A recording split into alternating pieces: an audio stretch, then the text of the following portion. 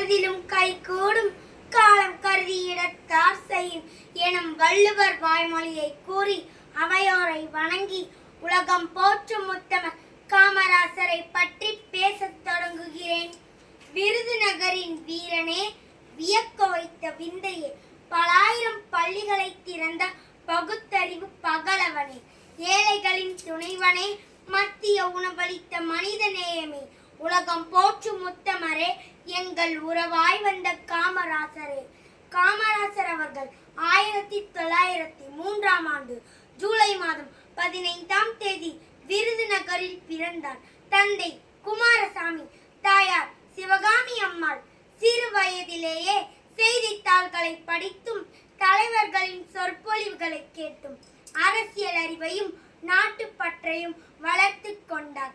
விடுதலை வீரர் திரு சத்தியமூர்த்தியின் வாரிசாக விளங்கியவர் இவர். காந்திய வழியில் கடமையாற்றிய காமராசரை 1947இல் முதல்வராக அரியணை ஏற்றி மக்கள் அழகு பார்த்தனர். பள்ளிகள் இல்லாத ஊர்கள் எல்லாம் பள்ளிகளை திறந்த வள்ளல் இவரே.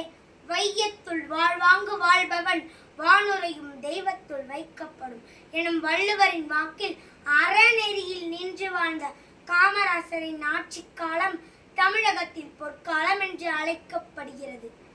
பொது நலமிக்கவராக, மக்களின் நலனை தன்னலம் என்னும் செயல் வீரராக, உலக ஒற்றுமைக்கு உதவும் நாயகனாக, மக்கள் போற்றும் தலைவராக, பஞ்சசீல கொள்கைக்கு நேருவிடம் சொல்லி பாதை அமைத்தவராக, எவ்வுயிருக்கும் தீங்கு செய்யாத தலைவராக, மற்ற உயிர்களிடத்தில் அன்பு காட்டி அரவணைக்கும் தோழராக, தென்னாட்டு காந்தியாக, படிக்காத மேதையாக, விவசாயத்தின் கலங்கரை விளக்காக, பல்லாற்றானும் பக்குவம் பெற்றவராக, ஜாதி மத இன மொழிகளுக்கெல்லாம் அப்பாற்பட்ட தலைவராக விளங்கியதால் தான் உலக வரலாற்றில் கர்ம வீரர் காமராசர் உத்தம இடத்தில் இருக்கிறார், என்றும் இருப்பார் என்பதில் எல்லளவும் ஐயமில்லை.